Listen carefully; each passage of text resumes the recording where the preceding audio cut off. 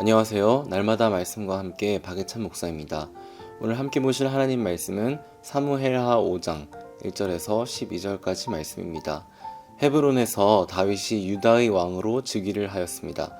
군대 장관 아브넬은 사울의 아들 이스보셋을 이스라엘 왕으로 삼아 대치되었습니다. 그러나 이스보셋은 결국 피살당했습니다. 이제 이스보셋이 죽고 나자 더 이상 나라가 둘로 나누어 있을 필요가 없었습니다. 이스라엘 백성들은 이제 헤브론에 있는 다윗에게 와서 이와 같이 고백을 하였습니다. 1절, 2절 보소서 우리는 왕의 한 골육이니이다.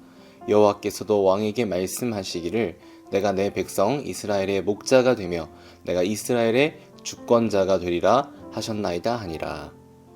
온 이스라엘 백성들은 이제 다윗을 새로운 왕으로 인정하였습니다. 사울 왕이 죽은 뒤 2년이 지난 뒤였습니다. 이스라엘의 장로들은 헤브론으로 올라와 다윗을 왕으로 모시겠다는 언약을 맺었고 다윗에게 기름을 부어 그들의 왕으로 삼았습니다. 다윗의 나이 30이었습니다. 그 이후 40여 년간 이스라엘을 다스렸습니다. 다윗은 이스라엘을 다스리면서 새로운 수도를 정하고자 하였습니다. 다윗 왕은 하나님께서 다스리는 나라로서 온전히 새로워질 새로운 수도를 찾았습니다. 천혜의 요새라고 하는 예루살렘을 점찍었습니다.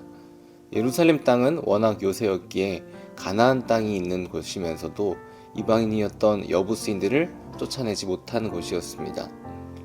다윗이 여부스를 공격하려는 소식을 듣자 여부스 사람들은 비웃었습니다.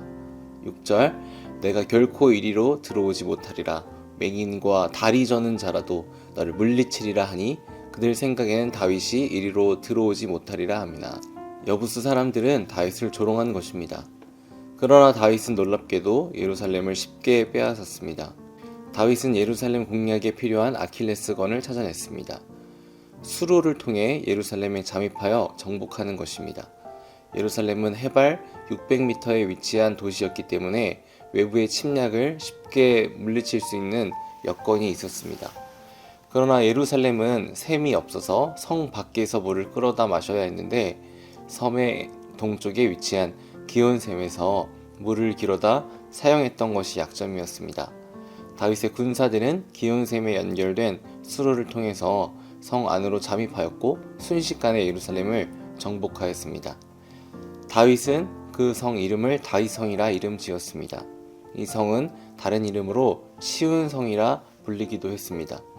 다윗과 그의 후예들은 이 성을 기반으로 오랜 세월 이스라엘 전역을 통치할 수 있었습니다. 다윗은 이스라엘 역사에 큰 업적을 남겼습니다. 그리고 성경의 저자는 다윗이 큰 업적을 남길 수 있었던 비결을 10절에서 말합니다. 만군의 하나님 여호와께서 함께 계시니 다윗이 점점 강성하여 가니라. 이 말씀은 다윗이 누리는 모든 것이 여호와 하나님께로부터 온 것이라는 사실을 강조하였습니다.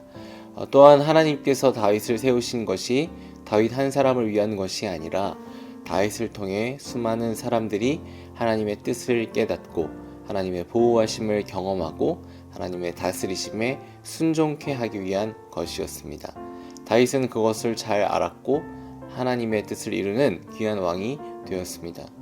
그렇기에 다윗은 하나님 앞에서 겸손하였고 하나님께 순종하는 모습으로 나아갔습니다. 주님께서 우리에게 복을 주시고 또 우리를 부르시고 우리를 세우시는 것은 우리가 잘되게 함도 있고 또한 우리를 통해서 주변에 하나님의 사랑과 은혜를 나누기 위함이라는 사실을 꼭 기억해야 하겠습니다. 우리가 그 뜻을 깊이 헤아릴 때 진짜 주님의 복을 누리는 통로가 될 수 있을 줄 믿습니다.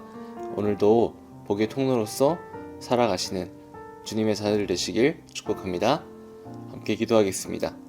사랑의 하나님 아버지, 나에게 부어주신 복이 모두 하나님께로부터 온 줄 믿습니다.